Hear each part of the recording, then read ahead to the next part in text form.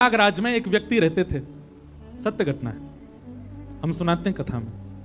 उनके कोई संतान नहीं थी, खूब प्रयास किया लेकिन संतान जब नहीं हुई तो अंत तो गत्वा उन्होंने ठाकुर जी को अपना पुत्र मान लिया और श्री कुंज बिहारी लाल जी का एक सुंदर मंदिर बनवाया और पूरा दुनिया दर्शन करने आया। सब कहते कुंज बिहारी, और वो दोनों दंपति कहते हमारा कुंजो बेटा, ये हमारा कुंजो बेटा है। लेकिन एक बात और सुनिए, मैं कई घरों में गया हूं, वो लोग बोलते हैं, पर जब कोई संत आवे, कोई कथा वक्ता आवे, कोई महापुरुष आवे, सबके सामने ऐसे नहीं बोलना है। पर एक जगह मैं कहीं गया था बंबई में, तो मेरे सामने वो ऐसे बोल गए, देखो महाराज जी कैसा खड़ा है इतरा करके। उनका भाव था, तो मैंने फिर उनको समझाया, मैंने सुनो ये भाव आपके एकांतिक होने चाहिए, सबके सामने नहीं। क्यों? मैंने कि मेरे मन में दोष आया, आप ऐसा कैसे बोल सकते हो ठाकुर जी को? लेकिन ये आपका निज भाव है तो निज ही रहने दीजिए, सबके सामने नहीं। कई लोग प्रकाशित कर देते हैं अपने ठाकुर जी के प्रति। संबंध गोपनीय रखना है, प्रेम को ज्यादा ढिंडोरा मत पीटो, उसको गोपनीय रखो। कुंजो बेटा जे कौन है? बोले हमारा कुंजो बेटा। एक बार गांव के लोगों ने आकर के सेठ जी से कहा, बोले सेठ जी आप इसको कुंजो बेटा करते रहो तो अच्छा आपकी भावना है, संस्कार कौन करेगा आपका चले जाने के बाद? बोले तुम्हारा कौन करेगा? बोले हमारे तो बेटा हैं वो करेंगे। बोले मेरा भी बेटा कुंजो बेटा यही करेगा। इतने विश्वास से उन्होंने ये बात कह दी। कुछ समय बाद उनके प्राण चले गए। गांव के सब लोग इकट्ठे हुए, सब लोग उनको ले जाने लगे। सब लोग प्रशंसा तो करते ही हैं, जब कोई चला जाता है तो उसकी सब प्रशंसा करते हैं, बहुत अच्छे थे, बहुत बढ़िया थे, सब कहते जा रहे थे। छोटे छोटे छोटे कई सारे बच्चे शव यात्रा में चल रहे थे रोते हुए। क्यों? उनके बालक नहीं थे तो गांव के सब बच्चों से प्रेम करते थे। जैसे ही शमशान पहुंचे, अब बोले भाई कैसे करना है इनका संस्कार, कौन करेगा? तभी उन बालकों में एक बालक बहुत रो रहा था, अंगूठा पकड़ करके, सेठ जी कहां चले गए, अब मुझे कौन पवाएगा, मुझे दूध कौन पिलाएगा? गांव के लोगों ने सोचा यही बालक बहुत रो रहा है, इसी से ही करा दो। और भाई हमारे गांव के सेठ जी, हम सब करेंगे इनके 13 दिन तक जो भी लीला होगी, हम ही परिवार है इनका, गांव का ही एक बालक है, इसी से करा दो। उस बालक से सेठ जी का संस्कार हो गया।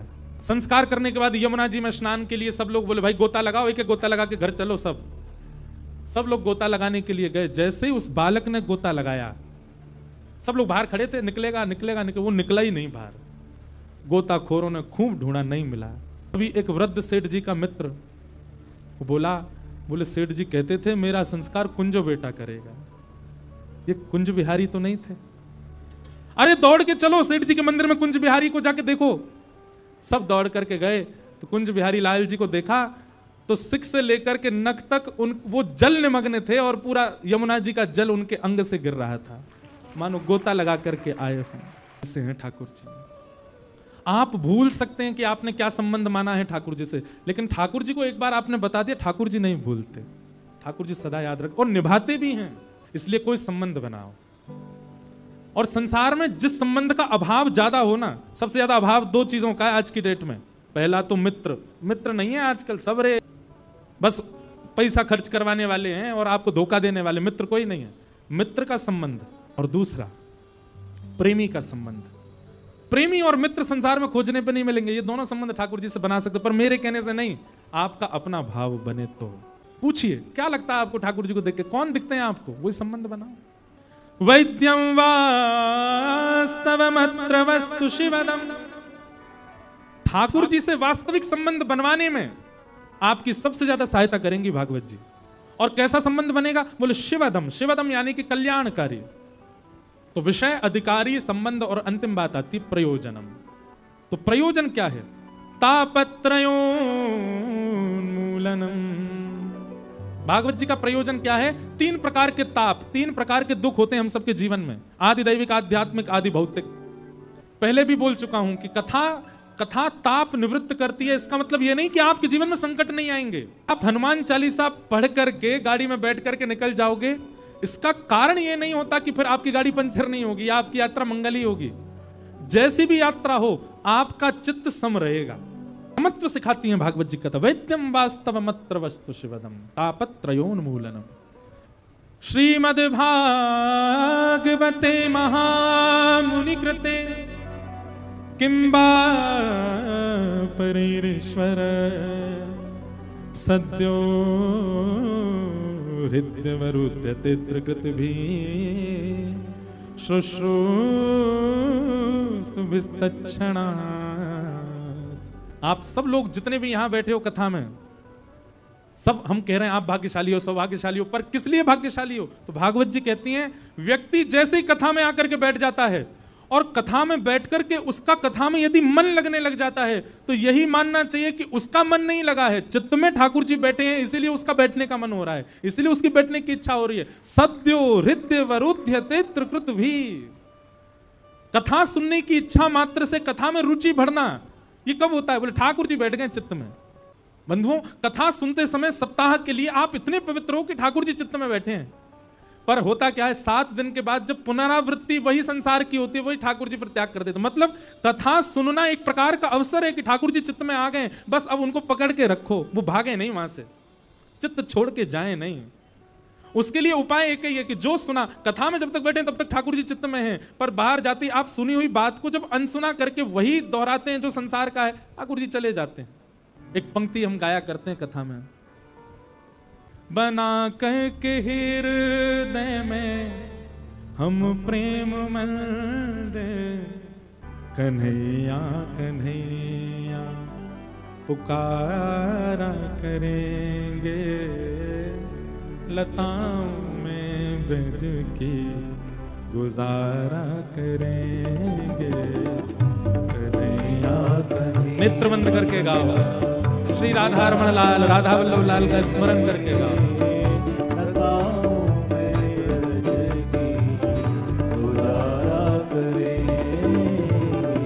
कन्हैया कन्हैया पुकारा करेंगे, लताओं में ब्रज की गुजारा करेंगे। कन्हैया कन्हैया पुकारा करेंगे, लताओं में ब्रज की। उच्च स्वर में गाओ मेरे साथ। हो कहीं तो मिलेंगे वो बांके बिहारी, कहीं तो मिलेंगे वो बांके बिहारी। हाँ कहीं तो मिलेंगे राधा रमण बिहारी, कहीं तो मिलेंगे राधा रमण बिहारी। उन्हीं के चरण चित लगाया करेंगे, उन्हीं के चरण चित लगाया करेंगे। हाँ उन्हीं के चरण चित लगाया करेंगे, उन्हीं के चरण चित लगाया। भाव से कैसे? कन्हैया कन्हैया पुकारा करेंगे, लताओं में ब्रज की गुजारा करेंगे। कन्हैया कन्हैया पुकारा करेंगे, लताओं में ब्रज की गुजारा। श्री वृंदावन बिहारी लाल की।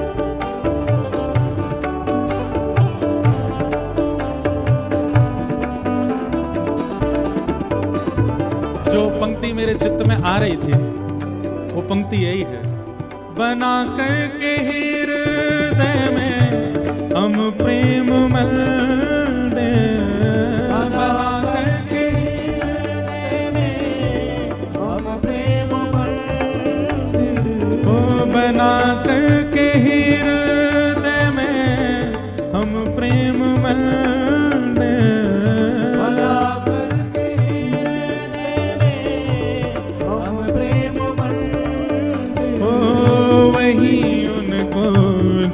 झूला झुलाया करेंगे, वही उनको झूला झुलाया करेंगे। हाँ, वही उनको झूला झुलाया करेंगे, वही उनको झूला झुलाया करेंगे। कन्हैया कन्हैया पुकारा करेंगे, लताओं में बज के गुजारा करेंगे। कन्हैया कन्हैया पुकारा करेंगे, लताओं में रज के गुजारा करेंगे।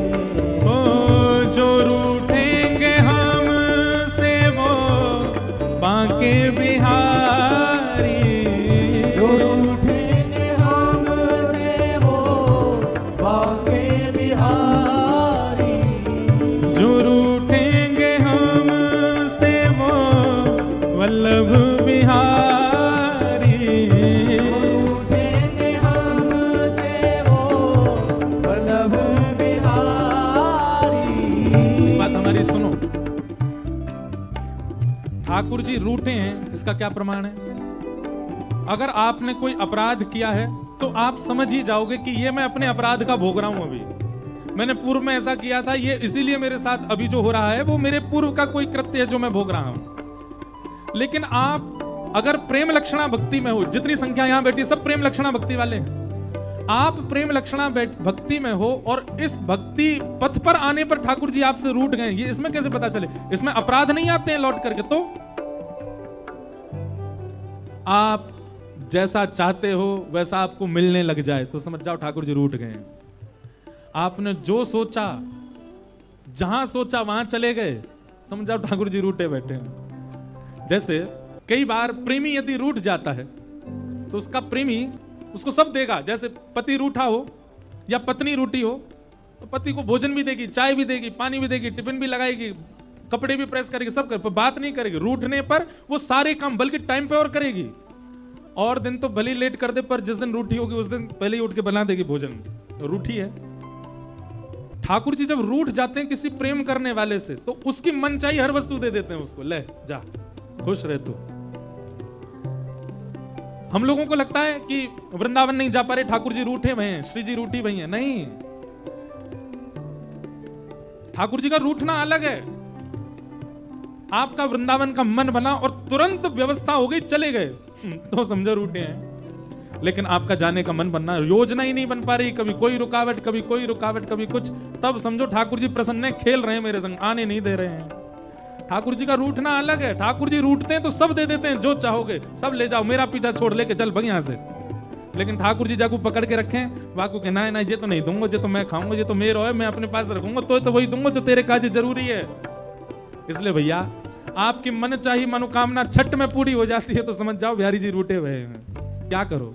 जो रूठेंगे हमसे वो बांके बिहारी, रूठेंगे हमसे वो बांके बिहारी। ओ जो रूठेंगे हमसे वो रमण बिहारी, जो रूठेंगे हमसे वो रमण बिहारी। ओ चरण पड़ उन्हें हम मनाया करेंगे, चरण पड़ उन्हें मनाया करेंगे। हाँ, चरण पड़ उन्हें हम मनाया करेंगे, चरण पड़ उन्हें मनाया। आओ सब लोग।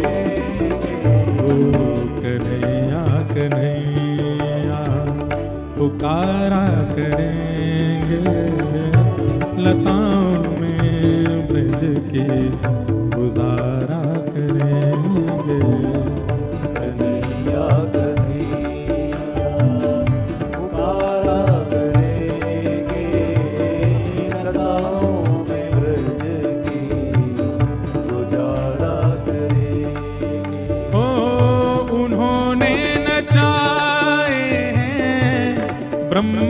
सारे उन्होंने नचाए ब्रह्मांड सारे। ओ मगर अब उन्हें हम नचाया करेंगे, मगर अब उन्हें हम नचाया करेंगे। मगर अब उन्हें हम नचाया करेंगे, मगर अब उन्हें नचाया कन्हैया कन्हैया पुकारा करेंगे, लताओं में ब्रज की गुजारा करेंगे। कन्हैया कन्हैया पुकारा करेंगे, लताओं में ब्रज की गुजारा करेंगे। ओ कन्हैया कन्हैया पुकारा करेंगे, लताओं में ब्रज की गुजारा करेंगे। जय जय श्री राधे। तो भैया कथा में आ गए हो तो इसका मतलब क्या है? कथा में आए हुए श्रोता को ठाकुर जी विचार नहीं करते योग्य है अयोग्य है, उसके चित्त में बैठ ही जाते हैं। आए तो हैं चित्त में, पर अब ऐसी कोई योजना बताओ कि कैद कर लो ये जाए नहीं यहां से। और उसका एक ही तरीका है, क्या?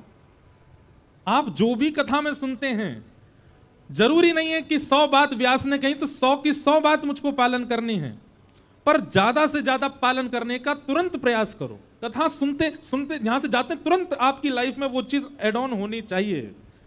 तो उससे क्या होगा? चित्त में आए ठाकुर जी वो सदा के लिए बस जाएंगे। कथा में आने से आपको एक लाभ मिल गया कि ठाकुर जी आ गए, पर वो रुके रहें, डटे रहें। वो कब होगा? जब आप पालन करोगे। तो वैद्यम वास्तवमत्र वस्तु शिवदम तापत्रयोन्मूलनम श्रीमद्भागवते महामुनि कृते किं वा परैरीश्वर सद्यो हृद्यवरुध्यते त्रिकृतिभिः शुश्रूषुभिस्तत्क्षणात्। मीराबाई, सूरदास आदियों ने क्या किया? एक बार चित्त में ठाकुर जी आए तो सदा के लिए रोक लिए। माई मेरे श्याम लाग्यो संग डोले, मीराबाई कह रहे हैं, जित जाऊं उत थाड़ो ही पावे। और मैं बोलना ना चाह रही हूं फिर भी बिना बुलाए बोले, श्याम लाग्यो संग डोले, माई मेरे श्याम लाग्यो संग डोले। हम ब्रजभाषा बोलते हैं तो आपको समझ आ जाती है ना, इसका मतलब समझ गए? श्याम लगयो संग डोले, जैसे हम किसी को कहते पीछे ही पड़ा रहता है मेरे, तो उसी को ब्रजभाषा में गोपी गा रही है, माई मेरे श्याम लगयो संग डोले। जहां जाऊं जित जाऊं उत थाड़ो ही पावे। जमुना जी चली जाऊं तो मां खड़ो रे, कुंज में चली जाऊं मां खड़ो रे, बंशी पर चली जाऊं मां खड़ो रे, जन कहां ते आ जाए। बहुत सुंदर पद है, माई मेरे। अरे हम गा नहीं रहे, ताली नहीं बजाओ। आप लोग कहोगे महाराज जी कथा का को भजन संध्या कर देते। अब क्या करूं, आ रहे हैं इतने भाव, ये सब जगह नहीं आते। मैं फिर कह रहा हूं, यहां कोई ऐसा वैष्णव बैठा है जिसकी वजह से आ रहे हैं। अच्छा, लाली कह रही है मेरी वजह से आ रहे हैं। माई मेरे श्याम लाग्यो संग डोले, माई मेरे श्याम लाग्यो संग, श्याम लाग्यो संग, श्याम लाग्यो संग, श्याम लाग्यो संग डोले, माई मेरे श्याम लाग्यो संग। और क्या कह रहे हैं? जित जाऊं उत थाड़ो ही पावे, जित जाऊं उत थाड़ो ही पावे, बिना बुलाए बोले, बिना बुलाए बोले। अब इस भाव का दर्शन करो। गोपी कह रही है मैं जा रही हूं पनघट पे पनिया भरवे, सामने दिख गए नंदलाला, मैंने कही या तो बात ही ना करनी हो, मुंह फेर के चल दो।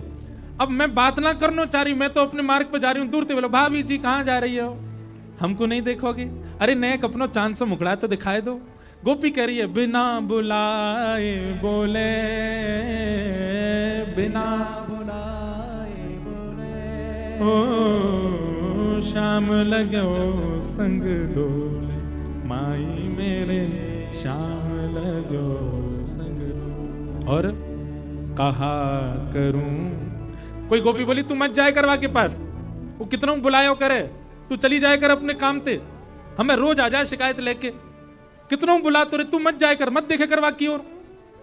तब गोपी अपना भाव बता रही, कितना सुंदर। कहा करूं लोभी मेरे नैना, कहा करूं लोभी मेरे नैना, हंस हंस घूंघट खोले, हंस हंस घूंघट खोले, ओ शाम लगो संग डोले, माई मेरे शाम लगो संग डोले। मैं तो बहुत प्रयास करूं कि बाकू देखूं ही ना, पर कहा करूं, ऐसे लोभी हैं मेरे नेत्र, जैसे दिख जाए श्याम सुंदर खड़ा अपने आप ही खुल जाए, बाकी और देखने लगे। तो ठाकुर जी आ गए चित्त में, अवसर है आप सबके पास, यहां बैठे हर व्यक्ति के चित्त में श्री लाल जी बैठे हैं इस वक्त। और ये मैं नहीं कह रहा हूं, श्रीमद् भागवत जी के प्रथम स्कंद में ही वर्णन है कि आप कथा आकर के बैठ के सुनते हैं तो आपके चित्त में ठाकुर जी आ जाते हैं। पर वही बात है, हम आपके घर आए, अब आपका कमरा हमको नहीं पसंद आएगा तो हम बोल देंगे ना कि भाई हम जा रहे हैं, हम कहीं और रुक जाएंगे, यहां मन नहीं लग रहा हमारा। ठीक वैसे ही ठाकुर जी अभी चेक तो कर लिया, अब 7 दिन चेक कर रहे हैं आप सबके चित्त रूपी कक्ष को। जब उनको दिखेगा कि भाई ये हमारे लायक नहीं है, हमारे योग्य नहीं है, तो ठाकुर जी चले जाएंगे। काहे कोई इस अवसर को गवाओ, ऐसा करो कि श्री ठाकुर जी सदा के लिए चित्त में ही विराज जाएं। वैद्यम वास्तव मत्र वस्तु शिवदम, ऐसा संबंध बना लो ठाकुर जी से। तो उसके लिए 2 काम करने। पहली बात, कथा में 100 बातों में से कम 10 बातें तो आप उतारो जीवन में। और दूसरी बात, ठाकुर जी से कोई संबंध बना लो, ठाकुर जी संबंध बना लो, कथा की 10 बातें कम से कम जीवन में उतारो। नहीं जाएंगे ठाकुर जी चित्त छोड़ के, सदा चित्त में रमण करेंगे, सदा चित्त में विहार करेंगे। राधा रमण जी कौन है? ये सप्तनिधि मंच पर ये कौन है? ये आचार्यों के चित्त में जो प्रकट हुए वही हम सबके लिए बाहर प्रकट हो गए। राधा रमण जी कौन है? श्री गोपाल भट्ट जी के चित्त में विराजते थे, उन्हीं के भक्ति भाव विरह भाव से प्रकट होकर प्रत्यक्ष आ गए। कुंज बिहारी लाल कौन है? श्री स्वामी हरदास जी के चित्त के जो ठाकुर जी, जिनसे वो चित्त में ही लाड़ लड़ाते थे, वही चित्त से बाहर प्रकट होकर के आ गए, वही बिहारी जी हैं। हितरवंश महाप्रभु के चित्त के ठाकुर जी श्री राधा वल्लभ लाल, रूप सनातन के ठाकुर जी मदन मोहन और गोविंद देव, मधु पंडित के ठाकुर जी श्री गोपीनाथ, और जुगल किशोर के ठाकुर जी श्री हरिराम व्यास के ठाकुर जी श्री जुगल किशोर। ये सब उनके चित्त के ठाकुर जी हैं, चित्त से प्रकट है गए। बस सप्तनिधियों में 3 ठाकुर ऐसे हैं, ध्यान से सुनना, इन सप्तनिधियों में 3 ठाकुर ऐसे हैं जो आज के नहीं है, बहुत पहले ही वो आ चुके थे। कौन कौन? गोविंद देव, गोपीनाथ और मदन मोहन। बिहारी जी को स्वामी जी ने प्रकट किया, राधा वल्लभ लाल जी को श्वेत द्वीप में महादेव सेवा करते हैं, हरिवंश महाप्रभु लेकर के आए, और राधा रमण जी को गोपाल भट्ट गोस्वामी जी ने प्रकट किया। जुगल किशोर जी जुगल वन में, वृंदावन में किशोर वन है, किशोर वन में प्राप्त हुए। पर ये 3 ठाकुर, मदन मोहन, गोपीनाथ और गोविंद देव, इन 3 ठाकुरों का निर्माण भगवान के पर पौत्र वज्रनाभ ने किया था। अब हम रूप गोस्वामी को कैसे मिले ठाकुर जी वो सुनते हैं। तो श्री चैतन्य महाप्रभु प्रवचन कर रहे थे और उस प्रवचन में सामने रूप गोस्वामी बैठे हैं। तब चैतन्य महाप्रभु ने बताया कि वृंदावन, किसी ने कहा बोले वृंदावन में मंदिर तो एक भी नहीं है, पहले तो वृंदावन केवल वन ही था ना, ठाकुर जी थोड़ी विराजते थे। तब चैतन्य महाप्रभु प्रवचन करते हुए ये कथा सुनाते हैं, ये भागवत जी के दूसरे महात्म की कथा है। बोले भैया, भगवान की 16,100 पत्नियां वज्रनाभ के साथ ब्रजमंडल आ गई भगवान के धाम जाने के बाद, और वे 16,100 पत्नियां इतनी विरह में रहती थी, ठाकुर जी की इतनी याद में रहती थी। तब वज्रनाभ ने सांडिल्य मुनि को बुला करके पूछा कि मैं क्या करूं कि मेरी माताओं को थोड़ी प्रसन्नता हो। तब उन्होंने कहा एक काम करो, तुम ठाकुर जी की आकृति बनवाओ और मैया को दिखाओ। बोले आकृति कैसे बनवाऊं? बोले माताओं के बीच बैठ करके संत जनों के पास जा जाके लीला सुनो, चरित्र सुनो, रूप कैसा, गुण कैसा सुनो, उससे बनवाओ। बहुत ध्यानपूर्वक सुनिएगा। तो श्री वज्रनाभ भगवान के परपौत्र, इन्होंने खूब लीला गुण सुने और उसके बाद कंस के कारागृह में जिस शिला पर देवकी मैया ने भगवान श्री कृष्ण को जन्म दिया, वो जन्म वेदी भगवान की, कंस के कारागृह की, उस वेदी पर, जिस वेदी पर भगवान का जन्म हुआ, उस वेदी से उन्होंने ठाकुर जी का रूप बनवाया, स्वरूप बनवाया। मदन मोहन, गोपीनाथ और श्री गोविंद देव, तीन रूप बना करके इन तीनों को वस्त्र में ढक करके और अपनी माताओं को बैठाया और बैठा करके बोले मैया आपको कुछ दिखाना है। जैसे ही वस्त्र हटा में तो एक का रूप देख करके इनके हाथ बिल्कुल कृष्ण जैसे हैं, ठाकुर जी जैसे हैं। दूसरे का बोले इनका कटी भाग बिल्कुल ठाकुर जी जैसा है। और जैसे ही गोविंद देव जी इनके ऊपर से जैसे वस्त्र हटाए तो माताओं ने घूंघट कर लिया। तो वज्रनाभ बोले आपने घूंघट क्यों किया? बोले ये तो बिल्कुल कृष्ण जैसे ही हैं, इनका रूप तो श्री ठाकुर जी जैसा ही है।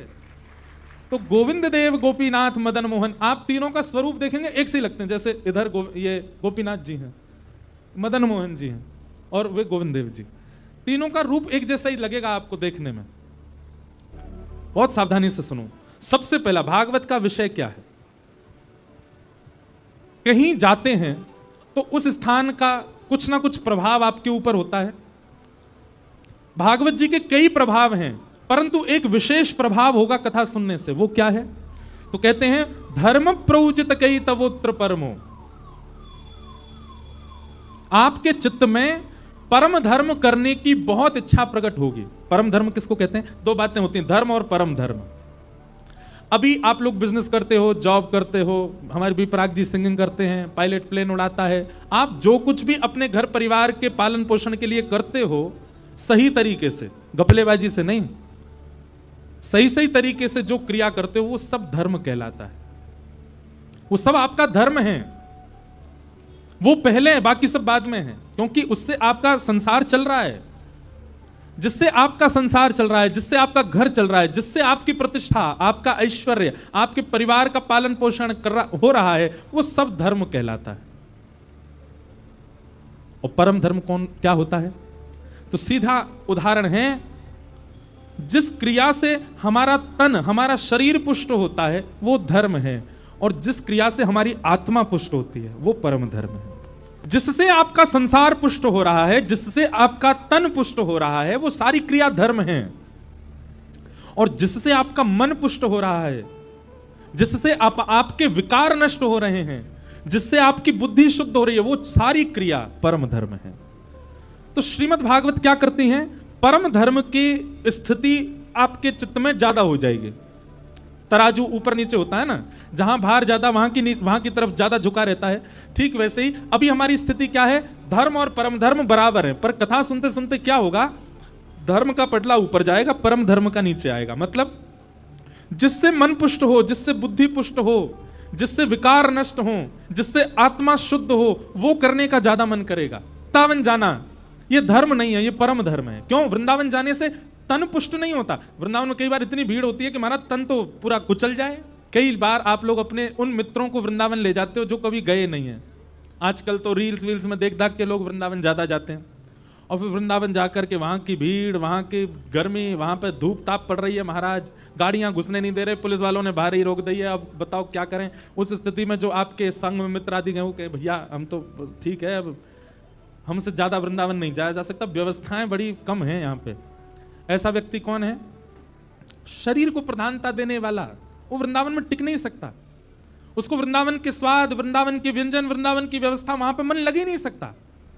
पर मन से वृंदावन के स्वरूप को जानने वाला और धूप में भी खड़ा रहेगा, उसको उसमें भी आनंद है। राधा वल्लभ जी में, बिहारी जी में झोंका पड़ रहे हैं, महाराज पीछे से रेला का रेला पूरा धक्का दे रहा है, तब भी लग रहा है एक झलक दिख जाए बिहारी जी की। क्यों? तन प्रधान नहीं है, मन प्रधान। वहीं थिएटर में मूवी देखने जाओ, आपकी सीट के आगे वाला खड़ा हो जाए तो ए भैया बैठ जा, बैठ जा, ए भैया तेरे हाथ जोड़े बैठ जा, पैसा देख के आए यार, 3 घंटा की पिक्चर देखने। वहां तन प्रधान होता है तो आप सामने वाले को हटा दो। पर बिहारी जी में आप सामने वाले को नीचे नहीं करते, खुद ऊपर उठते हो कि ठाकुर जी दिखें, क्योंकि तन प्रधान नहीं है, वहां आत्मा प्रधान है। तो श्रीमद् भागवत क्या करती है? आपकी तन की जो प्रधानता है उसमें जो आप रमे हुए हो ना, उस स्थिति को कम करती है। फिर आप सम हो जाते हो, आप परम धर्म की ओर अग्रसित हो जाते हो। भाई 3 घंटा बैठ करके कथा सुनना ये सामान्य बात नहीं है। भगवान गीता में कहते हैं संसार में 2 काम सबसे कठिन, पहला स्वयं अध्ययन करना और दूसरा खुद मौन रह के दूसरे को सुनना। सबसे कठिन ये 2 काम। आप क्योंकि अभी आपका धर्म गौड़ हो चुका है, परम धर्म प्रधान हो चुका है, इसलिए आप अपनी आत्मा को विशेषता दे रहे हो और उसके सुख के लिए, मन के सुख के लिए। अब यहां बैठने में आपके तन को कोई सुख नहीं हो रहा होगा, लेकिन मन प्रसन्न हो रहा है, मन में सुख है, मन में आनंद है। यही भागवत जी का नियम है। अब ये जो 7 दिन तक आपके तन की स्थिति ना, ये अनवरत जीवन के लिए हो जाएगी, तब समझो कि हाँ अब कथा की कृपा हम पे हुई है। तो भागवत जी का विषय क्या है? धर्म प्रयोजित कही तवोत्र परमो। दूसरी बात तो बहुत जरूरी है सुनने वाली। भागवत जी का अधिकारी कौन है? इस पंडाल में हजारों लोग बैठे हैं, लेकिन इन हजारों में अधिकारी कौन है कथा सुनने का? तो कहते हैं जो मात्सर्य दोष से रहित है, जिसके चित्त में मत्सरता नहीं है। मात्सर्य दोष किसको कहते हैं? किसी का रूप देख करके, किसी का गुण सुन करके, किसी की योग्यता जान करके आपको पीड़ा हो, इसी को मात्सर्य दोष कहते हैं। एक बात हमारी बहुत ध्यान से सुनना बंधुओं, कामी व्यक्ति भी एक समय पर भगवत प्राप्ति कर सकता है, क्रोधी व्यक्ति भी एक समय पर भगवत प्राप्ति कर सकता है, आदि दोषों से युक्त व्यक्ति को भी भगवत दर्शन हो जाएगा, लेकिन ईर्ष्यालु व्यक्ति को ठाकुर जी नहीं मिल सकते। और आज की डेट में ईर्ष्या बहुत बढ़ गई है। आप किसी की योग्यता देख करके सहन नहीं कर पाते, किसी की श्रेष्ठता देख करके। और एक बात बताएं, बहुत ध्यानपूर्वक सुनना, ईर्ष्या करने वाले व्यक्ति के चेहरे का तेज चला जाता है। क्यों? जैसी किसी की योग्यता दिखता है तो योग्यता देख करके, योग्यता सुन करके उसके चित्त में एक ज्वाला सी जलती है। वैसे देखो, ईर्ष्या एक ना एक बार जीवन में सबको हुई है। इस संसार में ईर्ष्या से कोई नहीं बचा, यहां बैठे सबको भी हुई है। ईर्ष्या जब होती है तो आपने देखा है आपके नेत्रों के अंदर, आपके मुखमंडल पर, आपकी छाती में एक अलग सी अनुभूति होती है। किसी को सुंदर देख लिया, किसी की योग्यता देख ली, किसी को बहुत पॉपुलर देख लिया, या किसी हमारे संग पढ़ता था, फेल होता था, और आज देखो इतनी बड़ी कंपनी चला रहा है। मन में ईर्ष्या आ गई ना। तो ईर्ष्या एक विचित्र प्रकार की ज्वाला आपके चित्त में प्रकट करता है, जिससे आपके चेहरे का जो तेज है धीरे धीरे कम होने लग जाता है। भले ही ऊपर से पाउडर पोते आओ तो बात अलग है। वास्तविक आपका जो रूप है ना, ये रूप से बहुत कुछ पता चलता है कि मानव कैसा है। कामी, क्रोधी, लोभी, मोही, सब आपकी आकृति बता देती है चेहरे की। आप कहोगे कौन बताता है? फेस रीडिंग करने वाले नहीं। भजन करते करते करते आप नाम जप इतना कर लो, नाम जप का ये प्रभाव हो जाएगा कि आप फिर जिसको देखोगे ना, आप अपने आप आकलन लगा लोगे, इसके चेहरे के हाव भाव से लगता है इसमें क्रोध बहुत है। विवेक बुद्धि जागृत हो जाती है भजन से। हम नीचे नहीं बोलेंगे, मंच से बोल देते, पर कई लोग मिलने आते हैं, प्रणाम करते हैं ना, तो इतना तो कथा करते करते मुझे भी अनुभव हो गया कि चेहरे से मैं भी पता मुझे चल जाता है कि ये व्यक्ति किस स्थिति में ज्यादा है। वो बात अलग है कि मुझे दोष नहीं देखना चाहिए, सबको हम प्रणाम करते हैं, सबको वंदन करते हैं, पर हम महिमा बता रहे हैं भजन मार्ग की, भक्ति मार्ग की, कि इस पर चलने से व्यक्ति को इतना अनुभव तो हो जाता है कि आप व्यक्ति को पहचान जाओगे कौन सद है कौन असद है। ईर्ष्या दोष, तो व्यक्ति को कथा सुनने का अधिकार नहीं है। आप कहोगे महाराज जी यहाँ कोई जांच करने वाले तो खड़े नहीं है जो जांच करें। हाँ भाई, इसमें ईर्ष्या अंदर मत, यहाँ तो सब आएंगे। 6th क्लास में पढ़ने वाला बालक 6th क्लास पास आउट नहीं हो, 7th में गया ही ना हो, 8th क्लास की किताबें देखी ना, सीधे 9th में बैठ जाए, क्लास में तो बैठ जाएगा पर पढ़ाई समझ में नहीं आएगी। जिसने अपने लाइफ में कॉमर्स नहीं पढ़ी होगी या वो स्ट्रीम नहीं ली हो, तो चार्टर्ड अकाउंटेंट की कोचिंग क्लास में चला जाए, उसको समझ आएगा? नहीं आएगा। ठीक वैसे ही आप कथा में आके बैठ जाएंगे, कथा भी आपको जचेगी क्योंकि चरित्र इतने सुंदर हैं कि आपका मन लगेगा, लेकिन आप इंप्लीमेंट नहीं कर पाओगे अपनी लाइफ में अगर आपके चित्त में ईर्ष्या होगी। तो आप यहां से बाहर निकलते ही सुनी थी बात, सिर भी हिलाया था, अच्छी भी लगी थी, पर अपनी लाइफ में धारण कर लो, वो नहीं हो पाएगा। क्यों? आपके चित्त में जो ईर्ष्या है वो उसको करने से रोकेगा। अब बात आती है कि महाराज जी पर ये ईर्ष्या नष्ट हो कैसे, ईर्ष्या का भाव चित्त से जाए कैसे?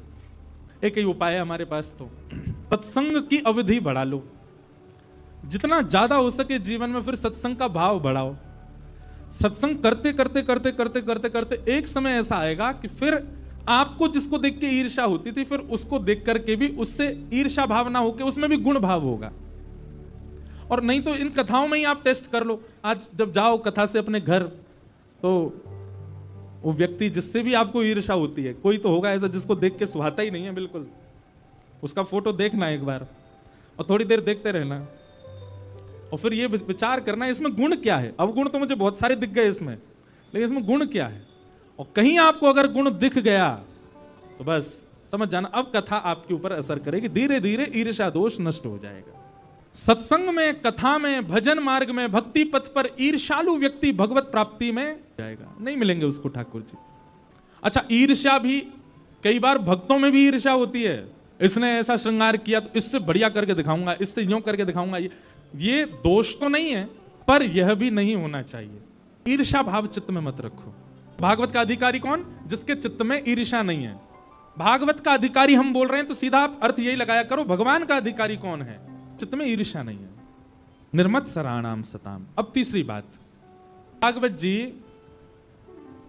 कथा सुनने के पश्चात, कथा सुनने के उपरांत क्या प्राप्त होगा भागवत जी से, और क्या प्राप्त होगा ये बात एक है, हमें क्या मांग करनी चाहिए भागवत जी से। तब यहां कहते हैं वैद्यम वास्तवमत्र वस्तु शिवदम। ठाकुर जी से संबंध की कामना करनी चाहिए। किसकी कामना? संबंध। कोई संबंध हो, जन्मों से बुला रहे हो, कोई तो नाता जरूर होगा, नजरों से नजरें मिला न पाऊं, मेरी नजर का कसूर होगा, तुम ही तो मेरे माता पिता हो, तुम ही तो मेरे बंधु सखा हो, कितने रिश्ते तुम संग मेरे, रिश्ता निभाना जरूर होगा, कई जन्मों से बुला रहे हो, कोई तो नाता जरूर होगा। हम एक बात कह रहे हैं व्यास मंच पे बैठ के, बहुत ध्यान से सुनना।